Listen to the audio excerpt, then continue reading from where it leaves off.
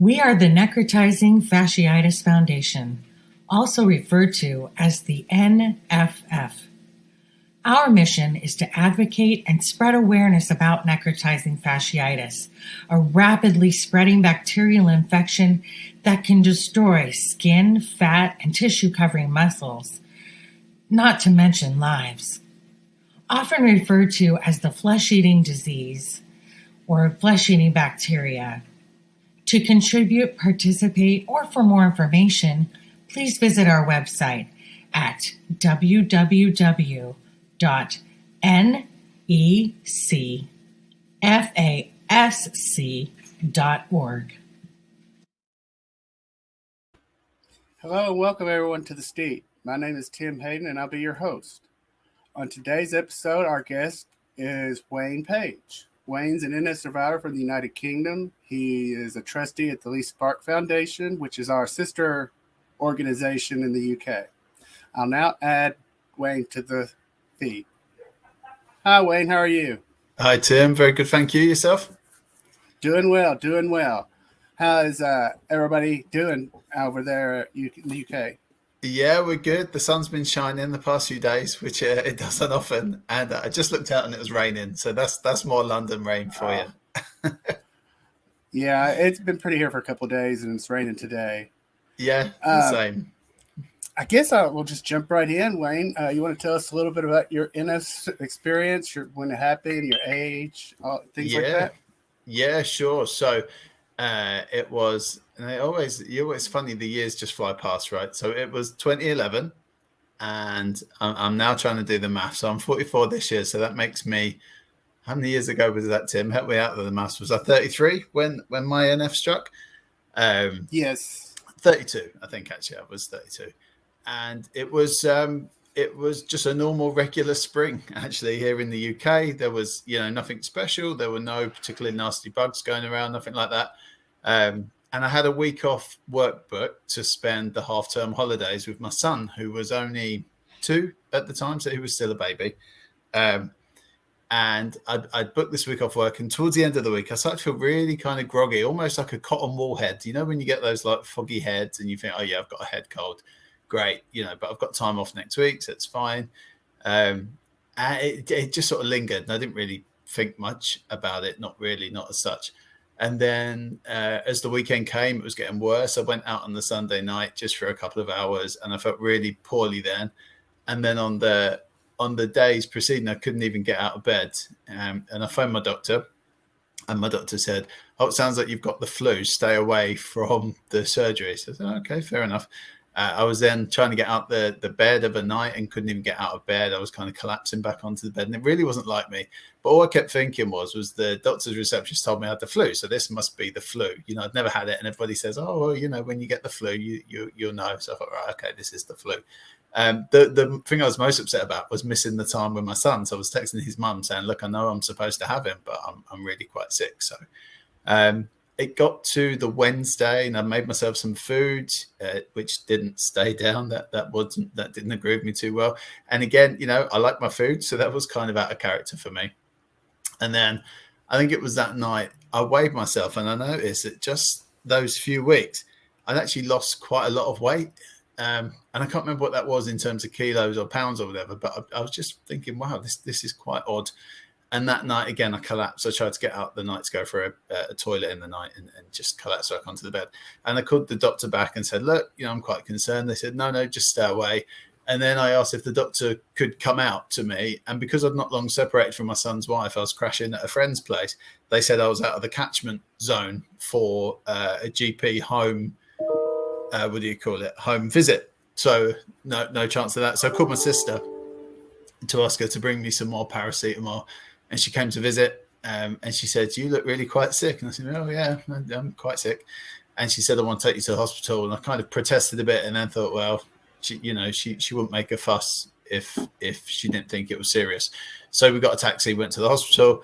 You couldn't make it up when you look back. The A&E department of that hospital was closed, and a GP come and saw me in the hospital. Told my sister she thought I had either cellulitis or Guillain-Barré disease, neither of which was familiar to me. And I wasn't concerned at this point, only that I looked at my sister. My sister had tears in her eyes, and she's quite a tough cookie. And I thought, that's not a good sign. Then I was told I was being taken by ambulance to another hospital, a more local one, and they admitted me. And it was there in the waiting room that I kind of got really quite crabby. I couldn't walk at that point. I was in a wheelchair, and I was just feeling really quite crabby. And if you ask me now why was I crabby, I couldn't really tell you. I guess in hindsight, I was just in so much pain and discomfort and kind of sick of sitting around that I was just getting a little bit grumpy. Eventually, I was admitted there. And from that point, that hospital stay is pretty much a bit fuzzy, like a bit hazy. I do remember my son's mum visiting me and being told by the hospital that she needed to put some socks on me, and she was putting on, and again, it's funny the things you remember, my Mr. Happy socks, which definitely didn't fit the bill at that point.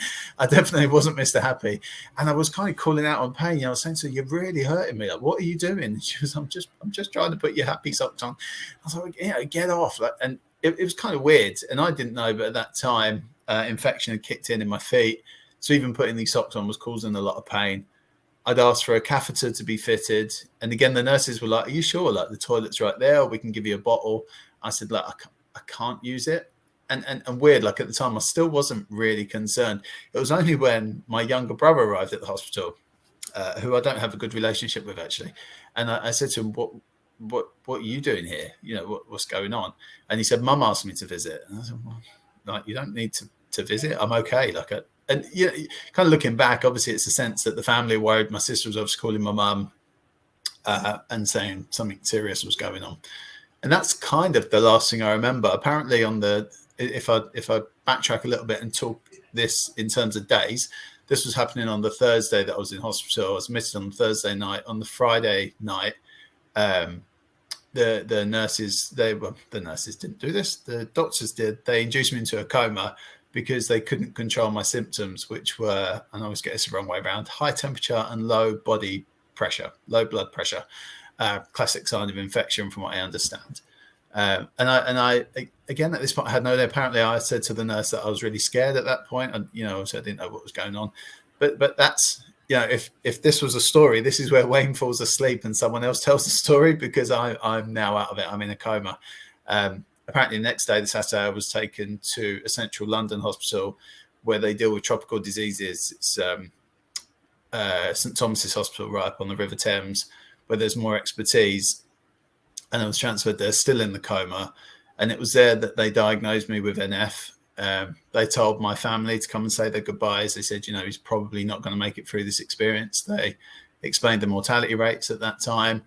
They explained that I would need surgery. By now, they identified the infection was there in both arms, both legs.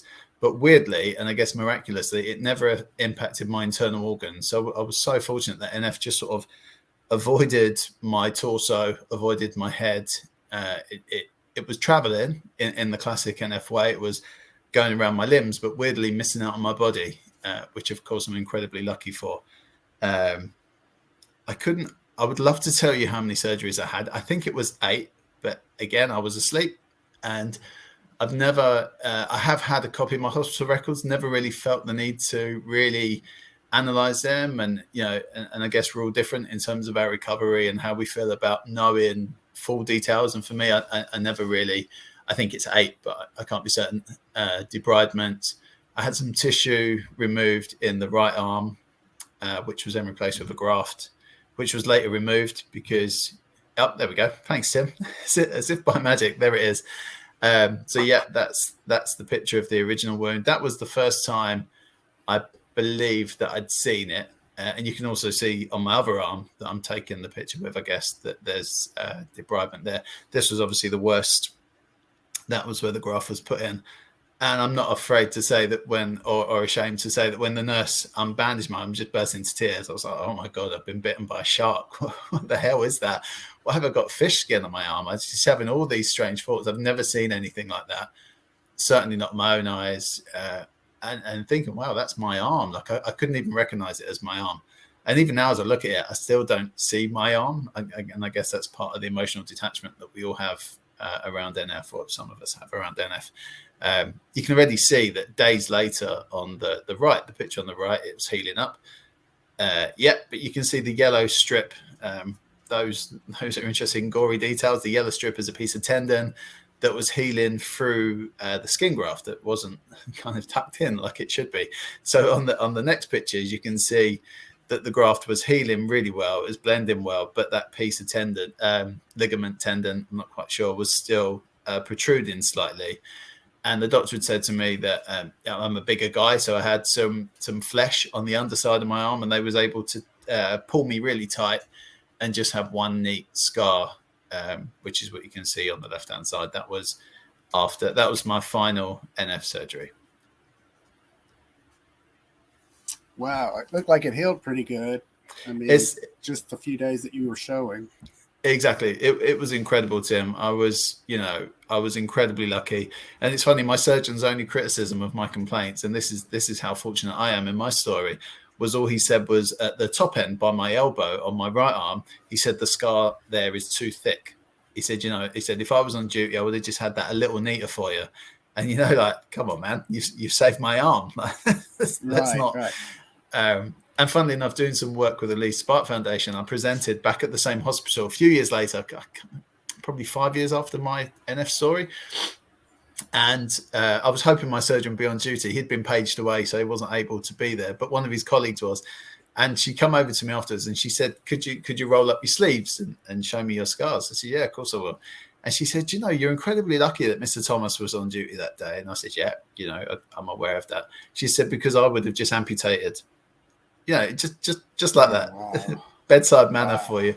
She said, can I see your other arm? Because what you can't see on the pictures there is that I've obviously got the big scar, but on the inside of my arm, I've also got about a 8-inch scar down the inside. And her point was she wouldn't have taken the time to open up inside and out. She said, I'm not here to make you look pretty. I'm here to save your life. And if I was on duty, I would have amputated both arms and probably your legs if they were presenting in the same way.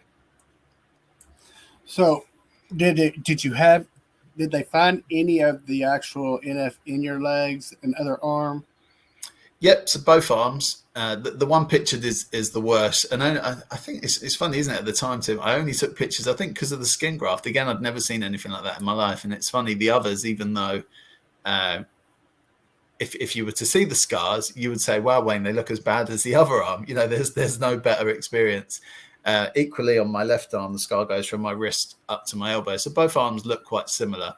And on my right leg, from just below my kneecap down to my ankle, I had surgery there, and across my foot, across my right foot.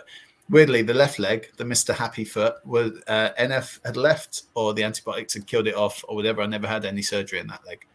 But the right, extensive. I've got a numb point at the bottom of the leg, right by the ankle bone. One of the funny things, if somebody touches you there, it's almost like that electric shock feeling. It's like a weird tingly, and across my right foot is completely numb. So please don't ever do this if we meet him. If you dropped a bowling ball on that foot, I probably wouldn't feel it too much. But it's strange because someone might touch your feet or something. Well, you try new shoes on, or I've had new shoes before that have been hurting, and I thought, my goodness, this is going to be bad. And I've had quite bad blisters, but not really felt it throughout the day, if you see what I mean. So yeah, both arms and leg. While you were in your coma, how long were you in it? So 8 days. So I was in from the Friday night at the Queen Elizabeth Hospital right through to the Saturday afternoon at St Thomas's. So 7 and a half, 8 days. And it was at the risk of complications that they kept trying to bring me out. Apparently, they tried to bring me out of the coma 2-3 times before, but I wasn't able to breathe unaided. So they were putting me back under. And I find that a funny story as well, if you don't mind me sharing. But I've never been to a yoga class, right? I'm not a fitness freak. I've no interest in yoga. But the most vivid memory, and when people ask, people always find it fascinating, don't they? What did you remember about being in the coma? You're like, hey, I was asleep. I was sleeping beauty. Don't ask me anything. But what I do remember is coming out, and it felt like I was in a yoga class. And people say, Wayne, how do you know you've never been to yoga class? I said, I don't know. But all I can remember are all these faces all around me telling me to breathe. deep breaths, breathe in and then kind of cough in and just feeling something happening around the throat and just feeling a bit, what's going on here. And then lots of light. My sister's perfume, which was disgusting. And to this day, if I ever smell that perfume, it takes me straight back. But it was, I'd been asleep for a week with no stimulus, hadn't I? So. Do you have any of the coma nightmares or ICU psychosis from it? No, very, very fortunate. Not really. Every now and then I'll remember something, but I don't think I've ever had coma nightmares. I don't, I had dreams while I was under, but I never had anything that I can remember happening. Not really. And it's funny as well because I will relay stuff to people, mainly my sister and my ex-wife, because they were the two that cared for me. And they're like, how would you know that? You was asleep. Don't ask me. But a nurse in hospital had summed it up really well for me. I'd asked her during my recovery when I was still in intensive care. I was out of the coma, but still in intensive care.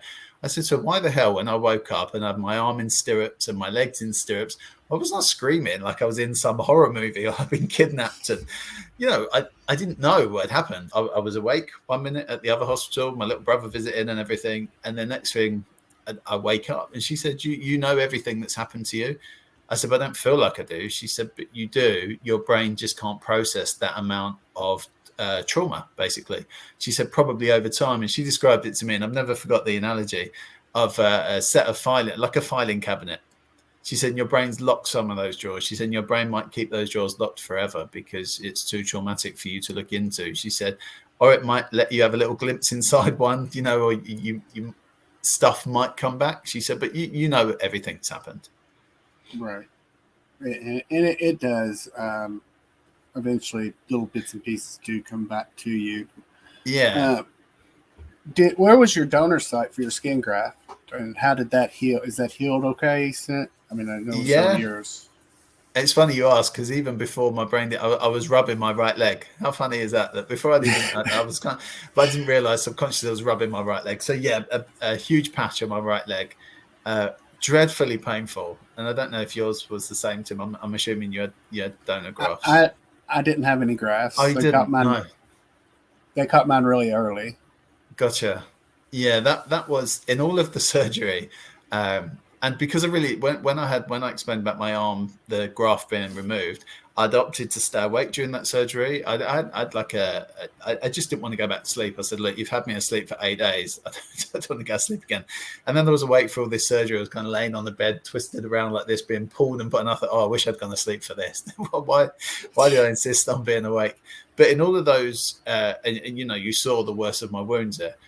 In all of those dressing changes, showers, the creams, everything that we do, the bio oil, everything we do, the most painful thing by a mile was the skin graft dressing change. I could have easily cried at that one. That was so painful. I had this lovely Irish nurse that was sort of rubbing my leg and going, "Oh, there, sweetie." She knew how painful that was.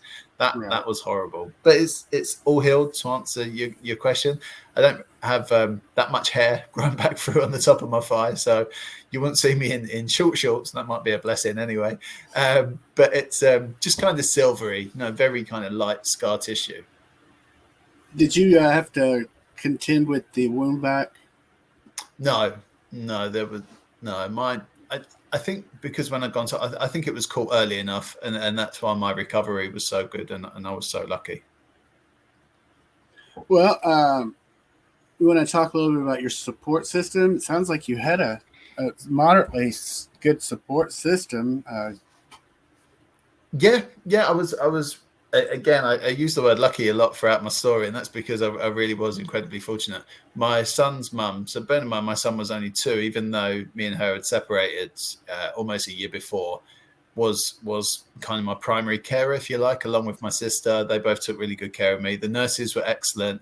And I never forget, it was 7 o'clock in the morning, and the nurse that showed me my worst wound for the first time stayed an hour behind her shift just to sit with me and talk to me. And, she left me be for a little while. She said, I'm going to go off. She said, but I'm not leaving yet. I'll come back. For someone to take an hour out of their personal life to sit with me, I thought it was incredibly touching. My support was really good. I guess looking back, I rushed my recovery. which was to my hindrance later on. And yeah, I don't know if you hear this with a lot of other survivors, but I was so desperate to do everything again. I was desperate to drive. I used to go to a dance class. I was desperate to go back. I wanted to go drinking. I wanted to go dancing. I wanted to be out. I wanted to see my friends. Did I want to get back to work? Part of me probably did. Part of me was probably quite enjoying being off. But, medical insurance comes to an end, and then there's a risk of, well, actually, can I afford my rent? Kind of real life stuff where you think, well, actually, and you don't realize at the time that you probably need longer. I was off work, paid full pay for 3 months, which sounds a long time, but looking back, it's really not long enough. Yeah. So by rushing yourself, did that cause you any setbacks or anything? Yeah, not in terms of my NF wounds. I think because of my age, I was in relatively good shape. I was young enough. My body was recovering really well physically. I mean, you saw the transition of my scars over that would have been over a couple of months, really. I'm trying to recall. Obviously, time gets hazy as you get older and as you look back. But I think that would have been from when I was admitted initially right through to probably 6 weeks or so later was when they called me back in to remove the skin graft. So I think maybe 2 months maximum, but I didn't have it a particularly long time. I think for me, Tim, and this was where the support wasn't in place, was around my mental well-being. All the rushing, all the wanting to be normal. And then I would have days where I would feel disfigured. I would feel like a monster was the words I would put in my own head. I would say, my goodness, I look like Frankenstein's monster, And in hindsight, it's ridiculous, right? That's pure vanity. It was my arms and my legs. I can cover them today. I'm wearing a sweatshirt. You wouldn't see any of my scars today, but it was, if I decided to wear a T-shirt, I remember being on a train once and there were 4 guys sitting opposite me. And they were speaking in a different language that I didn't recognize. And they were looking over and looking at my wounds and then talking to each other. And it just felt so uncomfortable. And partly that's their poor behavior. I think it was curiosity rather than anything negative. And another time I was on the underground and this guy come over again in quite poor English, was sort of pointing to me up and down. I had a T-shirt and shorts on. One of the few times I'd been out in T-shirt, shorts and flip-flops. So every one of my scars was out. I was having a real warrior NF day, like, and this guy got to the tube door and he said, sort of went, sucked in his breath, and he was pointing to me up and down at my scars. And he said, lightning? In quite, and I said, no.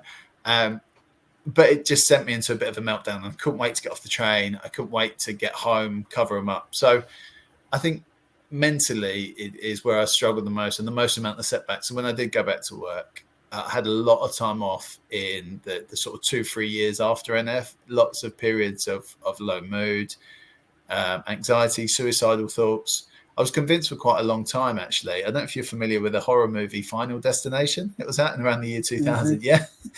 And other survivors might relate to this. I thought death was going to come back and get me because in my mind, I cheated death, right? We hear the stats at the time. It was 75% mortality rate. I was thinking, how did I survive this? And all my surgeons and everybody around me kept telling me how lucky I was. And I know that I am, but I would counteract that with how unlucky was I to catch it in the first place. And I kind of couldn't get my head around the gratitude that everybody else was in party mode, right? Look, Wayne survived. Yay, come on, let's celebrate. It's your birthday soon. Let's have a big party. Yeah. And you sort of go along with this stuff. But I had this real conflict in my head with, well, why did I get it? But, I had survivor's guilt as well. I was thinking, why did I survive? Why am I in this 25%? Why have I got all my limbs? This isn't fair. This isn't right. And then I was convinced, like I say, for a long time, if I would catch a cold or any kind of sniffle, I'd think, here we go. It's going to get me again. This is it. I'm going to be back in hospital. And I have been hospitalized twice since, not with NF, but I had a spider bite from when I did some gardening that reacted badly. And I had another kind of insect bite or something that again reacted badly. And it was straight to A&E, and it's almost like you get to the GP and you say, have you read my notes? Do you know what happened to me? Which is, now, I laugh because it sounds irrational, but in the moment it's real, right? And NF is back; it's going to get me. The chances of getting it, as we all know, are tiny. So the chance of getting it twice, I don't know the stats, but I'm assuming equally tiny. But it's a huge amount of fear, and then kind of going to work and just not not feeling right. One day I just kind of walked out of work. I just didn't take my bag. I just left, and I couldn't cope. And I phoned somebody after and said, look, I've just left the office. I just can't be there today. But it was never, I could never ever say I'm having visions of hospital when you asked before about the coma nightmares. It wasn't anything like that. It was just, it was just lots of low moods. And I went to the GP in the end and I said, look, since this experience, and he shook his head and he said, it's no wonder. He said, what you've been through is like, and he described it as almost like prisoner of war type. He said, you've lived, your body has lived through what survivors of war live through. He said, you will feel stressed. He said, and he shared with me, he said, in my life, I've only ever met 2 people with this illness. He said, one was you, one was a young boy who didn't survive. He said, so I consider you somewhat a miracle in front of me, which, is quite amazing to hear that. It doesn't really help you though, and I think at one point, the GP talks about antidepressants, and there was never really any sense of like, well, let's talk about what happened. Let's talk you through this. Let's talk about the irrational fear that you have of it coming back. Nothing around that was ever addressed. This doctor just sort of said, well, yeah, you've been through something incredibly scary. You will struggle with that. There was no like, I've had some counseling, I've tried CBT, cognitive behavioral therapy. Probably for me, the best type of counseling for me that's worked well is therapy type counseling. You can tell I like to talk, so that would work for me. But never sort of to the root of it. And it's one thing that I've campaigned hard with Doreen and the Lee Spark Foundation is the mental health side of it. Doctors and nurses will take care of the physical very quickly, very easily, very naturally. But I think where we fail often it is the mental side, because we don't even talk about it, the kind of British stiff upper lip. We don't talk about our feelings. We don't discuss this sort of thing.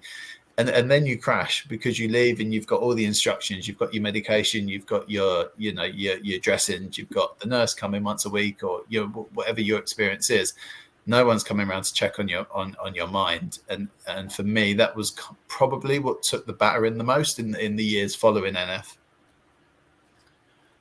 Do you still suffer from the emotional or psychological part of it? You see, I'm reluctant to say no. It's not a resounding yes. For many years on the anniversary, so at the end of February, early March, my mood would take a hammering. And it's weird how it took me a while to associate. Oh my goodness, it's been a year, it's been 2 years, it's been 5 years. Probably over the last 2 or 3 years, far less so. A little bit last year, but I think that was compounded by the COVID pandemic and the lockdown situation. But less so. But if it does come, it'll be around the anniversary. So what helped you cope with your NF at the time? What was your best mechanism? Physical or mental? Either. So physical, just kind of looking after my dressings, following the guidance, like I mentioned before, bio oil for the scar reduction. And that's not to plug that particular product, but I think any kind of moisturizer or anything on your skin is great. Mentally, it's really hard to say, isn't it? Because you don't know how much of just getting back to normal life, dating again, obviously spending time with my son, work that I enjoy rather than work 9 to 5, how much of it. I think for me, really, just doing the things I enjoy and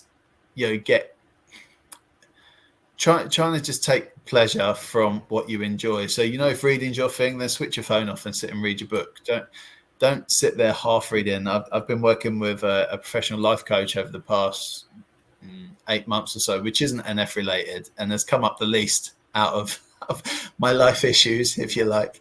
Right.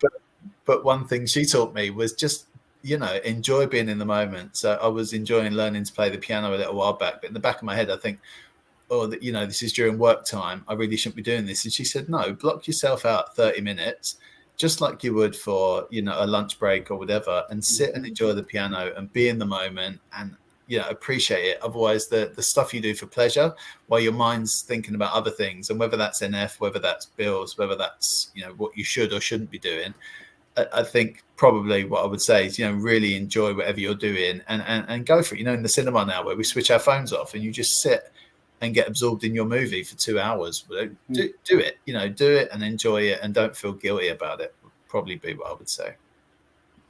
How is your son now? I know he was young when you had it, but he kind of had to see you during your recovery as he was getting older. Yeah, because he lives between me and his mum, I think he was mostly protected from low mood and stuff.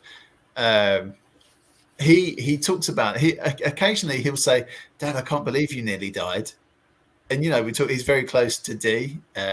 She's his adopted nana. So I don't believe he's ever spoken to Dee. He might have done. They communicate by text or WhatsApp without me knowing, so they may well talk about my NF.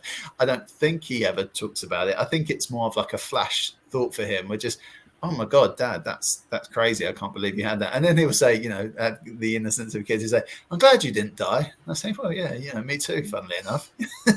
Thanks for that. But when he was a baby, his mum and I, I say when he was a baby, when he was 2, his mum and I adjusted, so obviously at the beginning I couldn't be jumping around in the park and stuff. And I couldn't, when I first got out of hospital, I couldn't even sit on the floor and play with toy cars with him. So Mum would say, well, leave Dad, or take your cars up to the sofa and play with Dad there. And we kind of talked him through it. I think because he was so young, he doesn't really remember much of that, I don't think. Did you have to go through any physical therapy after? Yeah. So I had the physio team helping me to learn to walk again because my right leg was so heavily affected from kneecap down to the foot and across the foot. I couldn't walk. Remember again the first time I tried, and I don't know what this behavior is that we do sometimes, but I was like, oh, I'm fine. I could walk. And the team were like, well, take it easy now. Here's a chair, lean on this chair. And I was like, as you do. And I stood up, my legs just kind of wobbled and I fell back on the bed. And they said, this is what we're talking about. And I was like, oh, okay. What do I need to do? And at this point, of course, I've been in a coma 8 days. So I hadn't seen my son. I see him every few days. At that point, I'd not seen him for sort of 9 days, what with the pre-hospital stay and then the coma. So I just said, well, I need to see my son. And I knew that I didn't want him to come to the hospital. So it's a case of I need to go home. The only way I can see him is if I go home. I was adamant about him not being brought in with the machines. I thought that would really scare him. And he was so little. I didn't think that was the right thing to do.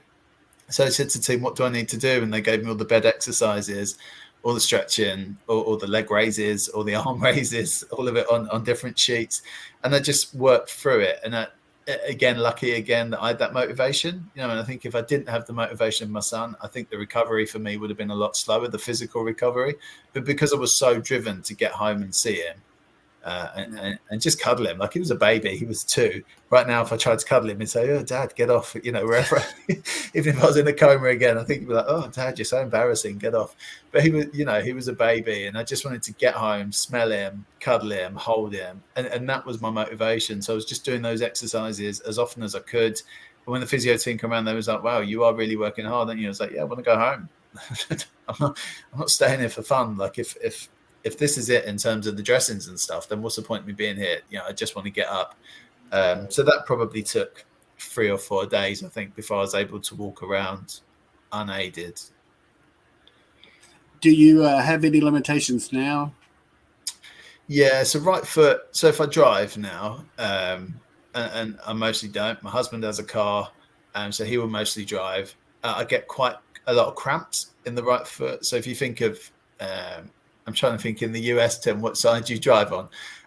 So my right opposite foot, of you. Everything's opposite of you. It's the other way around. So that's clutch foot, right? Your right foot is your clutch foot. Is that right? So you're not using it as much. My left foot's still my clutch foot. Right foot is accelerator and brake. Okay. But we're on the other side of the car. You're over there. Move it to the other side of the car. Same pedals, just over the other side. Right. So my right foot will get crampy if it's at like a kind of at a weird angle. When I'm walking, not really. When the cold weather comes, I kind of get scar ache on my arms a bit. I'll be like, oh goodness, it's going to be stormy tomorrow. And people are like, Wayne, what's wrong with you? Why are you saying that? Like, oh, my scars are tingling. And they're like, all right, weirdo. But I would notice stuff like that, or they'd just go a little bit tight at the top, or sometimes I don't even realize I'm doing it, but I'll sit rubbing my arms. I think, oh, what am I doing? I think, oh yeah, they're getting tight, or they're kind of aching a little bit. But again, Tim, I can't not use the word lucky. My limitations are rare. If I can't drive, so what? I can get the train. Like, it doesn't matter. I'm really fortunate. I say most of us that did survive it are fortunate. Some didn't go through as much as others. Luckily, I was one of those. But yeah, I agree with you 100%. So I guess everybody's doing fine now back at home. Things got back to normal. Are you back to work doing the same job that you were doing before, or the same line of work? Not a million miles away. So I stayed in that job. I'm trying to think when I went back, 2011. I'd not long moved roles, and I'd been promoted and then got NF. So it set back my promotion, which kind of sort of derailed my career there a little bit. Eventually picked up. And I do something quite different now, funnily enough. I work in diversity and inclusion. Helping people of any particular characteristic make sure that they've got an equitable playing field in the workplace, which always just comes down to people. I'm a people person. I can talk. I can, that works for me. So I'm, again, very fortunate in doing a job that I love. And NF now doesn't impact me in terms of the workplace. But actually, it impacts me in a way in which I kind of don't let it go. So when I was at the regulator, the job I had when I at NF, we appointed the Lee Spark Foundation as our official corporate charity for the year. So we managed to raise some money there. And in my job that I'm in now, I've only been there a year or so, and we've just had the Lee Spark Foundation appointed as our official, as one of our 10 official charities of the year. So they've had a cash donation from my organisation, and probably more important, or certainly as important, is awareness raising. So when we fundraise or anything at work, the Lee Spark Foundation will get a mention. So more people knowing me, telling my story on a more regular basis, and everybody sits there like jaw dropped, and like, Wayne, we had no idea. And I'm like, well, yeah, why would you? It's not something you come across that often. Something that was always fun to me. It still is occasionally, but when you go to see a new doctor and their reaction when you tell them that you had it. I've had a lot of different reactions from doctors. Some that just kind of knew what it was, and some that said, "Okay, I'll be right back." Kind of thumbing through the medical book. Exactly. Yeah, it's funny, Tim, you say that. Just last week, the week before, I've been suffering migraines lately, not NF related. But my NF story ended up coming out during that, and this neurologist again was like, "Oh my goodness, I don't meet many people that have had that," and you don't know how often it comes. I find nurses are probably the ones I'm the most keen to share my experience with, because they're so frontline, and they're probably more likely to come across it than a GP. And again, that's a big generalization. I might be wrong statistically speaking, but it always feels like if I'm in front of a nurse, I'll be like, right, NF, here we go. One of my neighbours came in for dinner a few months ago, and I was like, right, do you know my NF story? Let me tell you. That's the way you do it. Yeah. Now, I've got all respect for doctors, but I agree, nurses are the hands-on part of the medical aspect. And all respect and gratitude to the nurses. Definitely. Out there. Well, Wayne, I appreciate you being here today. Thank you for having me. It was great to hear your story, and I appreciate it. I will pop you out and wrap the show. Brilliant. Thanks, Tim. Thanks, Wayne. I'd like to thank Wayne Page for being here today, and please subscribe to our YouTube channel. And also, remember to be kind and to smile.